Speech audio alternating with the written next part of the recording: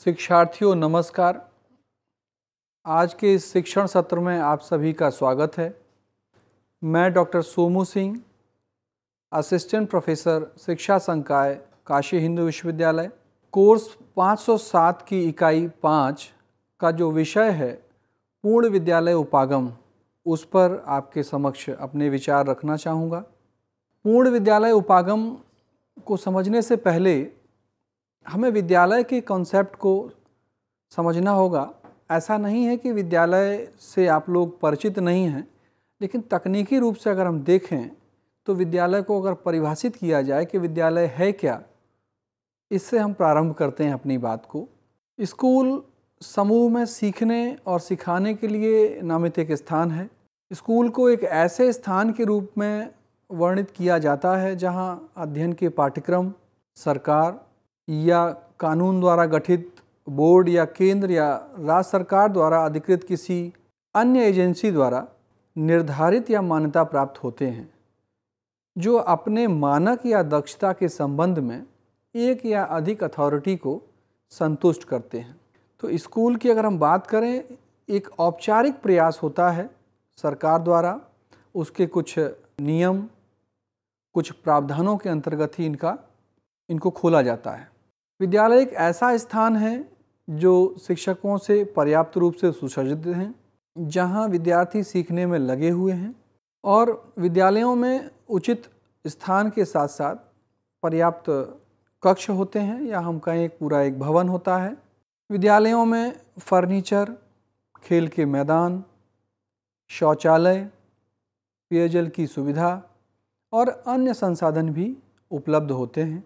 बच्चों के व्यक्तित्व के सर्वांगीण विकास के लिए एक पर्यावरण वहाँ पर अवश्य आपको प्रतिबिंबित होगा, जहाँ पर भी आप देखेंगे कि विद्यालय है। अब हम आपके सामने पूर्ण विद्यालय उपागम का जो सबसे महत्वपूर्ण बिंदु है, पहुँच। किसी भी विद्यालय से जुड़ा मुद्दा है ये एक्सेस का। इसके संबंध में जो सबसे महत्वपूर्ण बात है कि एक विद्यालय को कितनी दूरी पर होना चाहिए। एक विद्यालय को इतनी दूरी पर होना चाहिए कि बच्चे आसानी से पहुंच सकें। इसका तात्पर्य यह है कि यदि स्कूल आसपास की बस्ती में स्थित नहीं है जहां बच्चे रहते हैं, तो वे औपचारिक रूप से नामांकित तो हो जाएंगे, लेकिन विद्यालयी शिक्षा पूरी करने की संभावना बहुत कम ही रहेगी। निवास स्थानों से विद्यालयों की दूरी विशेष रूप से देश की ग्रामीण और जनजातीय क्षेत्रों में एक गंभीर समस्या है। हमारे सर्व शिक्षा अभियान कार्यक्रम के अंतर्गत और शिक्षा का जो अधिकार अधिनियम है, उसके अंतर्गत स्पष्ट रूप से उल्लेख है कि जो बस्ती है उससे 1 किलोमीटर के अंदर प्राथमिक विद्यालय अवश्य हो, और 2 प्राथमिक विद्यालयों पर 1 उच्च प्राथमिक विद्यालय अवश्य हो। आइए अब हम देखते हैं कि हमारे भारत देश के विभिन्न राज्यों में अभी भी कुछ स्थितियां ऐसी हैं जो यह बताती हैं कि अभी भी हमारे जो बच्चे हैं विद्यालय तक पहुंचने में कठिनाई महसूस कर रहे हैं। पहला केस है आंध्र प्रदेश उड़ीसा का सीमावर्ती एक गांव है कोरापुट। वहां के बच्चों को स्कूल पहुंचने के लिए 6 किलोमीटर की दूरी तय करनी पड़ती है। यह कोई ऐसी परिस्थिति नहीं है जिससे आप सभी शिक्षार्थी परिचित नहीं हैं। आप सभी शिक्षार्थियों में से कुछ शिक्षार्थी ऐसे होंगे जो ऐसे बच्चों से अवश्य परिचित होंगे जो विद्यालय काफ़ी दूर से आते हैं, या तो पैदल यह दूरी तय करते हैं या फिर साइकिल से यात्रा करके वो विद्यालय तक पहुंचते हैं। इसी तरह का एक और केस है राजस्थान राज्य के सवाई माधोपुर के दुदापुरा गांव में। स्कूल एक पहाड़ी पर स्थित है। छोटे बच्चों को वहां जाने में मुश्किल होती है। मानसून के दौरान रास्ता पानी के कारण अवरुद्ध हो जाता है और स्कूल एक समय में कभी हफ्तों या फिर कभी महीनों तक बंद रहता है। अब यह भी एक ऐसी परिस्थिति है जो कि बच्चों की विद्यालय तक पहुंच को अवरुद्ध करती है। मानसून की अगर हम बात करें या रास्ते खराब होने की बात करें, तो कहीं ना कहीं बच्चों की जो पहुंच है वो प्रभावित होती है। उत्तर प्रदेश के सुल्तानपुर का ज़िले का चकतोदर एक ऐसा गांव है जिसमें कोई स्कूल नहीं है। बच्चों को पड़ोस के सरकारी स्कूल में जाने के लिए बाज़ार के रास्ते वहाँ जाना पड़ता है, तो दूरी भी अधिक है और बच्चों को प्रतिदिन बाज़ार से अपनी यात्रा करनी होती है। बाज़ार में यातायात के साधनों का आवागमन काफ़ी अधिक रहता है, इस कारण बच्चे असुरक्षित भी महसूस करते हैं। आप सभी भी आए दिन इस तरह की खबरें पढ़ते होंगे कि स्कूली बच्चे को ट्रक ने या बस ने या किसी अन्य वाहन ने कुचला। ये खबर इसीलिए है कि बच्चों का जो पहुंच का मार्ग है वो बाज़ार के रास्ते ही जाता है और इस कारण बहुत से हमारे जो अभिभावक हैं बच्चों को स्कूल भेजने से भी कतराते हैं। नामांकन तो करा देते हैं लेकिन बच्चों का जो स्कूल में उपस्थिति है वो नियमित नहीं हो पाता। मध्य प्रदेश के सीधी जिले में अटारवन में स्थित स्कूल कई गांवों की सेवा करता है। उस स्कूल में नामांकित बच्चे अधिकांशतः 2 से 3 किलोमीटर की यात्रा करके विद्यालय पहुंचते हैं। यह भी स्पष्ट कर रहा है आप सभी के समक्ष कि जहां प्राथमिक विद्यालय 1 किलोमीटर के दायरे में होना चाहिए, वह प्राथमिक विद्यालय 2 या 3 किलोमीटर की दूरी पर बच्चों के आवास से स्थित है। आपने देखा इन सारी परिस्थितियों में कि या तो गांव में विद्यालय ना होना या विद्यालय तक पहुंच का जो रास्ता है उसका किसी कारण बाधित होना, ये सारे मुद्दे बच्चों को स्कूल तक पहुंचने में बाधा पैदा करते हैं। पूर्ण विद्यालय उपागम में सबसे महत्वपूर्ण मुद्दा गुणवत्ता की अगर हम बात करें, सीधे सीधे पहुंच और समता से प्रभावित होता है। जब तक विद्यालयों तक बच्चों की पहुंच आसान नहीं होगी और सारे बच्चों को जो शैक्षिक अवसर मिल रहे हैं वो समान रूप से नहीं मिल पाएंगे, तो शैक्षणिक गुणवत्ता की जो हम बात करते हैं, अधिगम के स्तर में सुधार की जो हम बात करते हैं, कहीं ना कहीं हमारे लिए एक बहुत दूर की बात साबित होती है। पूर्ण विद्यालय उपागम के अंतर्गत इन्हीं दोनों मुद्दों पर हम गंभीरता से चर्चा करते हैं, पहुंच और समता। समता की अगर हम बात करें, इक्विटी की, तो सर्व शिक्षा अभियान के प्रमुख लक्ष्यों में से एक जेंडर गैप और दूसरा सोशल कैटेगरी गैप, सामाजिक श्रेणी गैप, इसको कम करना और सभी बच्चों को एक समान मुख्य धारा से जोड़ना और शिक्षा का अधिकार अधिनियम में अधिकार आधारित और समग्र रूप से बहिष्करण के मुद्दों को संबोधित किया गया है। समता संबंधी कुछ मुद्दे हैं, आप सभी भी इस बात से परिचित होंगे। आपके विद्यालयों में जो लड़कियां नामांकित हैं, कभी आपने विचार किया कि लड़कियां नियमित रूप से विद्यालय क्यों नहीं आती हैं? बहुत से अभिभावक माता पिता लड़कियों को नियमित रूप से विद्यालय नहीं भेजते क्योंकि उनको पता है कि रास्ते में उत्पीड़न की संभावनाएं हैं। छोटी छोटी बच्चियों को भी उत्पीड़ित किया जा सकता है।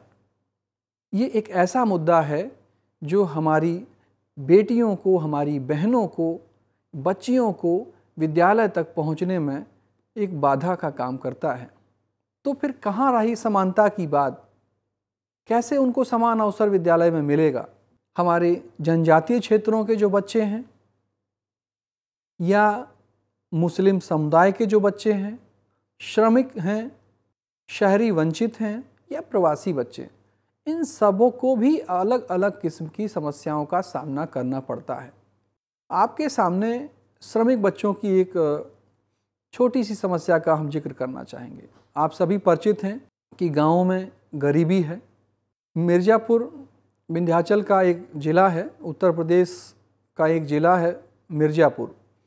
वहाँ पर मैंने ये अनुभव किया कि जब धान की रोपाई होती है तो उस समय धान की रोपाई के समय विद्यालयों में बच्चों की उपस्थिति बहुत तेज़ी से कम हो जाती है, विशेष रूप से उच्च प्राथमिक विद्यालयों में। ऐसा इसलिए होता है कि ये सारे बच्चे धान की रोपाई में जाकर के अपना योगदान देते हैं, या तो अपने खेत में या किसी अन्य व्यक्ति के खेत में मजदूरी के रूप में। और छोटे बच्चे धान की रोपाई बहुत तेज़ी से करते हैं, और बच्चे या फिर गेहूं की कटाई का मसला हो, या एक और भी रोचक बात पता चली कि जिस दिन गांव में शादी होती है उस दिन बच्चे विद्यालय नहीं आते। आपके मन में प्रश्न उठ सकता है कि भाई शादी तो रात में होती है, दिन में बच्चे क्यों नहीं आते? शादी में उच्च प्राथमिक विद्यालय के बच्चे सुबह से ही अपना योगदान देते हैं जिस घर में शादी होती है, और वहाँ पर सहयोग करते हैं और शादी में एंजॉय भी करते हैं और स्वादिष्ट भोजन का आनंद भी उठाते हैं, और उस दिन सुबह से ही स्कूल नहीं आते हैं। अपने शिक्षकों से वो बताते भी हैं कुछ बच्चे कि हम कल नहीं आ पाएंगे, कल गांव में शादी है। तो छोटी छोटी बहुत सी चीज़ें हैं जिनकी वजह से बच्चे हमारे नियमित रूप से विद्यालय नहीं आ पाते हैं, और कहीं ना कहीं जो शैक्षिक अवसरों की समानता है वो प्रभावित होती है। विशेष ज़रूरत वाले बच्चे जिनकी शारीरिक आवश्यकताएं, मानसिक आवश्यकताएं विशेष प्रकार की हैं, उनका भी एक श्रेणी है, उनकी भी अपनी चुनौतियां हैं विद्यालय तक पहुंचने में, और आरटीई के प्रावधानों के अनुसार उनको भी गुणवत्तापूर्ण समावेशी शिक्षा की व्यवस्था का प्रावधान है। उनके लिए विद्यालय में आधारभूत संरचना में परिवर्तन किया जाता है, रैंप की व्यवस्था करने का भी प्रावधान है जिससे कि उनकी पहुंच आसान हो कक्षा तक। सर्व शिक्षा अभियान जो राष्ट्रीय कार्यक्रम भारत सरकार द्वारा चलाया जा रहा है, इस कार्यक्रम ने भी प्राथमिक स्तर पर लड़कियों की शिक्षा के लिए बहुत महत्वपूर्ण कार्य किया। लड़कियों का नामांकन विद्यालयों में बहुत तेज़ी से बढ़ा। लड़कियों के लिए कस्तूरबा गांधी आवासीय विद्यालय भी खोले गए। महिला समख्या कार्यक्रम भी आरंभ किया गया। तो सर्व शिक्षा अभियान ने भी लड़कियों की शिक्षा के क्षेत्र में काफ़ी सकारात्मक सुधार किया। पहुंच और समता से जुड़े कुछ मुद्दे हैं। ये पहुंच और समता एक मुद्दा भी है और एक महत्वपूर्ण चुनौती भी है जिसे हल करने की आवश्यकता है। आरटीई एक्ट के मुताबिक शिक्षा में समता हासिल करने के लिए शिक्षा में गुणात्मक सुधार की ज़रूरत है। यह गुणवत्ता के विभिन्न पहलुओं पर केंद्रित है। एक अच्छी पाठ्यचर्या का होना, अच्छी पाठ्यपुस्तकों का वितरण, बच्चों को सीखने सिखाने की जो सामग्री है उसका गुणवत्तापूर्ण होना, बुनियादी ढांचा अच्छा होना, शिक्षकों का समय समय पर प्रशिक्षण होना, अच्छे शिक्षकों की नियुक्ति, ये सारे मुद्दे गुणवत्ता से जुड़े हुए हैं। अगर हम पूर्ण विद्यालय उपागम की बात करें तो इन सारे पहलुओं पर हमको सोचना होगा। शिक्षा का अधिकार अधिनियम के मुताबिक शिक्षा में समता हासिल करने के लिए शिक्षा की गुणवत्ता में सुधार की ज़रूरत है। कुछ उपाय सुझाए गए हैं। परिवहन की सुविधा अगर प्रदान की जाए, बच्चों को स्कूल ले जाने के दौरान अगर कुछ अनुरक्षा हो सके, एस्कॉर्ट हो सके तो और बेहतर हो सकता है। परामर्श प्रदान किया जाए बच्चों को, उनके अभिभावकों को। स्कूल के साथ साथ घरेलू बोझ को कैसे संतुलित करें बच्चे, इसमें उनकी मदद करना। अकादमिक समर्थन करना, माता पिता से निरंतर संपर्क में रहना शिक्षक का, समुदाय से समर्थन मांगना, समुदाय से अंतःक्रिया करना, यह भी बहुत ही महत्वपूर्ण मुद्दा है। इन सारे मुद्दों के बिना शिक्षा में हम समता की बात नहीं कर सकते। और सबसे महत्वपूर्ण शिक्षा की शिक्षक की समावेशी सोच, इंक्लूसिव एजुकेशन की बात होती है, इंक्लूसिव अप्रोच की बात होती है। आज क्या है ये समावेशी सोच? कुछ प्रथाएं हैं जो विद्यालयों में ऑब्जर्व की गई हैं जिनको न किए जाने की बात की जाती है। ये कुछ प्रैक्टिसेस हैं जो विद्यालयों में होती हैं, अगर न हो तो वहाँ पर समावेशी वातावरण तैयार किया जा सकता है। जैसे बैठने की व्यवस्था, वंचित वर्ग के बच्चों को पीछे की बेंच पर बैठाना, अगर शिक्षक इस तरीके का प्रयास करता है कि वह अनुसूचित जाति के बच्चों को, अनुसूचित जनजाति के बच्चों को, अल्पसंख्यक समुदाय के बच्चों को या लड़कियों को पीछे की बेंच पर प्रयासपूर्वक बैठाता है, तो यह उचित नहीं है। उन्हें स्कूल के कार्यों और गतिविधियों में भाग लेने की अनुमति नहीं देना, वंचित वर्ग के बच्चों से बात न करना, उनका होमवर्क, कक्षा कार्य की जांच न करना, यह भी अनुचित है। उन्हें पानी के संसाधनों, स्कूल कैंटीन और स्कूल की अन्य सुविधाओं को उपयोग करने से रोकना, स्कूल परिसर, शौचालय की सफाई जैसे कार्यों को करने के लिए कहना, ये सारी प्रैक्टिसेस ऐसी हैं जो कि एक शिक्षक को नहीं करना चाहिए। हम बात कर रहे हैं समावेशी सोच की। हर व्यक्ति की गरिमा का सम्मान करते हुए एक शिक्षक के रूप में आपको शिक्षा के समान अवसर, गुणवत्तापूर्ण अवसर समस्त विद्यार्थियों को उपलब्ध कराना है। अब आती है बात गुणवत्ता की।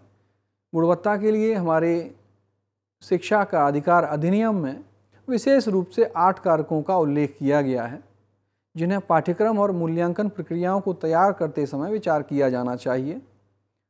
ये 8 कारक बाल केंद्रित धारणाओं पर आधारित हैं, जो राष्ट्रीय शिक्षा नीति 1986 और NCF 2005 का आधार भी हैं। पहला जो कारक है, संवैधानिक मूल्यों के अनुरूपता, अर्थात जो प्रारंभिक शिक्षा है उसमें ऐसी व्यवस्था जरूर हो कि संवैधानिक मूल्यों का विकास विद्यार्थियों में अवश्य हो।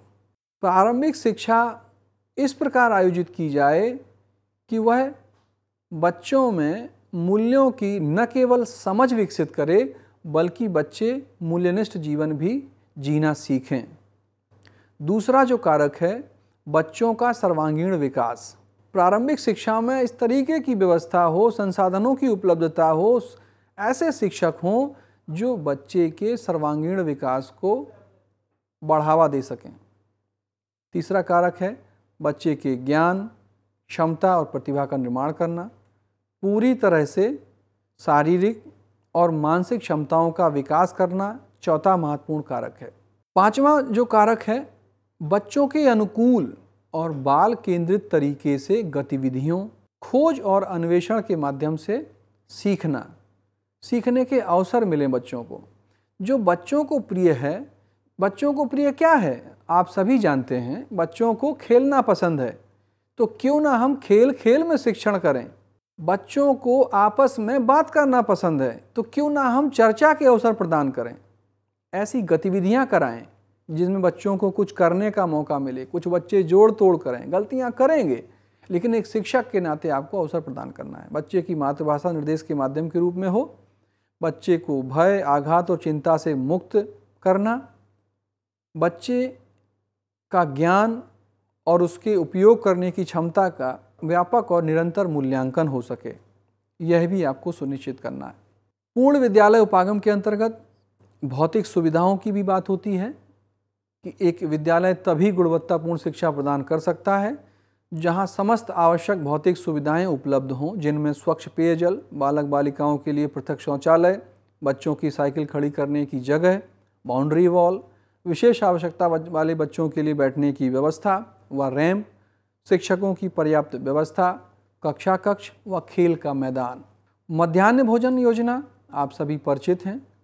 ये योजना कब आई, इसको लोकप्रियता मिली और यह बच्चों को स्कूल में संतुलित व पौष्टिक आहार सुनिश्चित करती है। MDM में बच्चों को गुणवत्तापूर्ण भोजन मिले, सारे बच्चों को पर्याप्त भोजन मिले, यह भी सुनिश्चित करना एक शिक्षक का और ग्राम शिक्षा समिति का महत्वपूर्ण दायित्व है।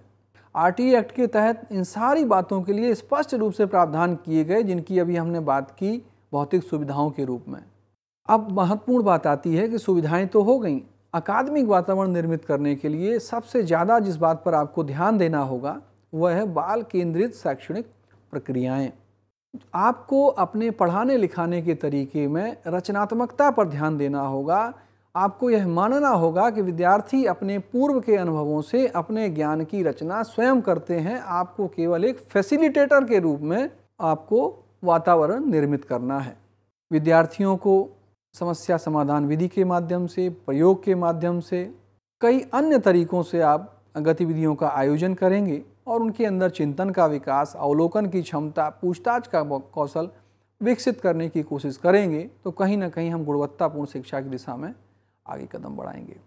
और इन सब के लिए अत्यंत ही जरूरी है अधिगमकर्ता को समझना, उसका शारीरिक विकास, उसका स्वास्थ्य और विकासात्मक विशेषताओं को समझना एक शिक्षक के नाते बहुत ही जरूरी है। उसकी मानसिक योग्यताओं का आकलन आपको करना चाहिए, उसकी क्षमताओं को जांचना चाहिए कि किस क्षेत्र में ये बेहतर कर सकता है। साथ ही साथ उसकी सांस्कृतिक पृष्ठभूमि को भी समझना अत्यंत ही आवश्यक है। बिना अधिगमकर्ता को समझे हुए आप उसके अधिगम स्तर में वृद्धि नहीं कर सकते। ये पहली शर्त है एक गुणवत्तापूर्ण शिक्षा माहौल बनाने की। आप आकलन के लिए, मूल्यांकन के लिए जो नई विधियाँ सजेस्ट की जा रही हैं, NCERT ने भी उसका जिक्र किया है, RTE एक्ट में भी उसको स्पष्ट किया गया है, उनको अपनाने पर जोर दिया गया। बच्चे के द्वारा की जाने वाली हर सकारात्मक गतिविधि को आप आकलन के दायरे में लाएं, उसको प्रोत्साहित करें। मूल्यांकन का लक्ष्य अधिगम उपलब्धि पर निरंतर फीडबैक प्रदान करना है। RTE एक्ट के प्रावधानों के तहत किसी भी बच्चे को किसी भी कक्षा में असफल घोषित नहीं किया जा सकता है और ना ही उसे रोका जा सकता है, यह प्रावधान है। और ये बाल केंद्रित शिक्षा की जो कल्पना है NCEF 2005 के अनुरूप है, जो सतत एवं व्यापक मूल्यांकन को महत्वपूर्ण बताती है। हमें ध्यान देना है कि किस तरीके से हम जो वर्तमान परीक्षा प्रणाली है उसको बाल केंद्रित शिक्षा के अनुरूप बना दें। एक बार पुनः आपके सामने मैं पुनरावृत्ति के लिए स्पष्ट कर दूं कि पूर्ण विद्यालय उपागम का जो मुद्दा है वो पहुंच, समता एवं गुणवत्ता से जुड़ा मुद्दा है। कोई भी विद्यालय गुणवत्तापूर्ण शिक्षा तब तक प्रदान नहीं कर सकता जब तक बच्चों की पहुंच आसान ना हो, समान अवसर ना उपलब्ध हो, विद्यालय में पर्याप्त संसाधन ना हो और शिक्षण अधिगम प्रक्रिया बाल केंद्रित ना हो। आज की चर्चा को यहाँ विराम देता हूँ। आप सभी ने ध्यानपूर्वक सुना, बहुत बहुत धन्यवाद। अगले शिक्षण सत्र में एक बार पुनः मिलूँगा। धन्यवाद।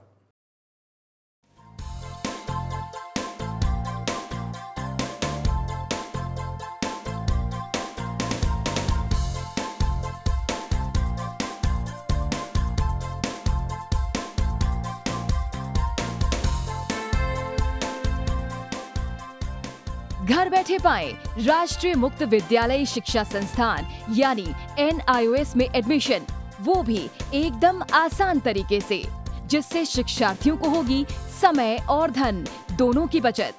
NIOS से शिक्षा कभी भी कहीं भी। शिक्षार्थियों, क्या आप जानते हैं NIOS में एडमिशन लेने का सरल और सुगम तरीका, जिससे शिक्षार्थियों को ऑनलाइन प्रवेश लेने में सहूलियत मिलती है। NIOS में प्रवेश की प्रक्रिया पूर्णतया ऑनलाइन है। शिक्षार्थी घर बैठे इंटरनेट द्वारा प्रवेश के लिए सबसे पहले NIOS की वेबसाइट www.nios.ac.in पर लॉगिन करें। अपना ईमेल आईडी और पासवर्ड डालकर अपना पंजीकरण करें।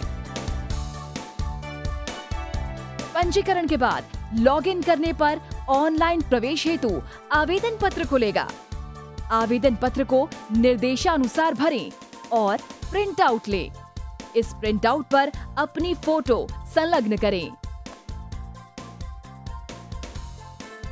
ऑनलाइन प्रवेश के लिए शुल्क हेतु भुगतान के तरीके हैं: क्रेडिट कार्ड के द्वारा, डेबिट कार्ड के द्वारा, राष्ट्रीयकृत बैंक के ड्राफ्ट के माध्यम से, जो कि सचिव NIOS नई दिल्ली या नोएडा के पक्ष में देय हो।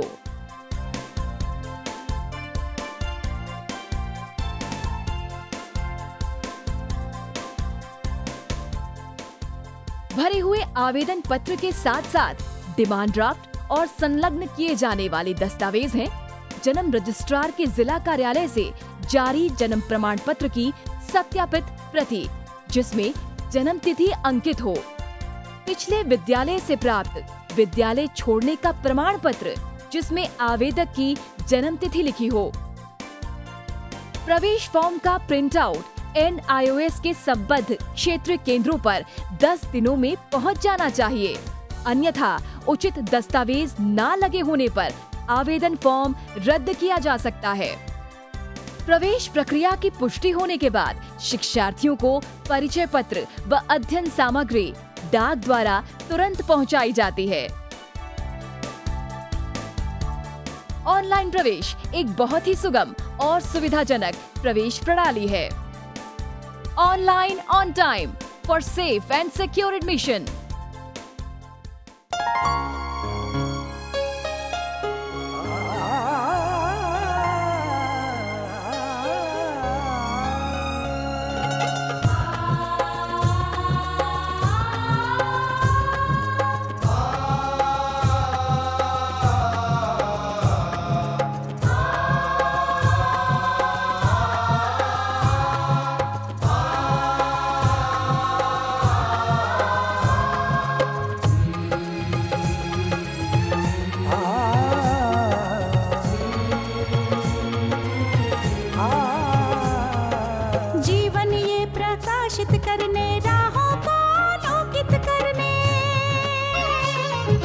जीवन ये प्रकाशित करने, राहों को आलोकित करने, हम अपना दीपक स्वयं बने, हम अपना रास्ता स्वयं चुने।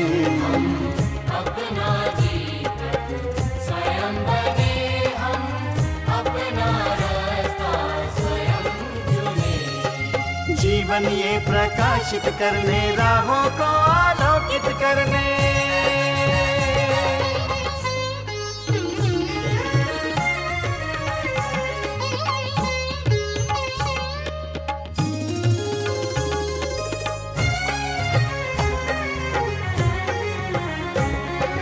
धन साधन समय की सीमा से विद्यालय जो मुक्त हो, धन साधन समय की सीमा से विद्यालय जो मुक्त हो। कभी पढ़े हम कहीं पढ़े, वे विषय की लोच से युक्त हो। कभी पढ़े हम कहीं पढ़े, वे विषय की लोच से युक्त हो। मित्रों हम उठे और जागे, मंजिल आने की ध्वनि सुने। हम अपना दीपक स्वयं बने, हम अपना रास्ता स्वयं चुने। जीवन ये प्रकाशित करने, राहों को आलोकित करने।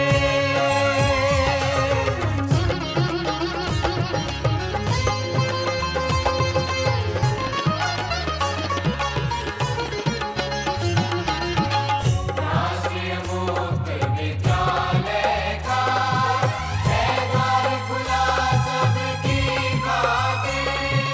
शिक्षा परीक्षा का अवसर एक बार ही क्यों मिलता फिर। शिक्षा और परीक्षा का अवसर